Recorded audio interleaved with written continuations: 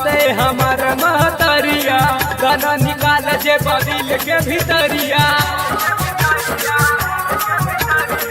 मनत बाते हमार महतरिया गाना निकाल जे बदिल के भीतरिया हाथ जोड़ी ये अर्जी करी ले कदन चले भलाई दया करा ये देवी माई कि मैट्रिक में पास हो जाए दया करा ये देवी माई कि मैट्रिक में पास हो जाए डीजे मुखर्ज डीजे मुखर्ज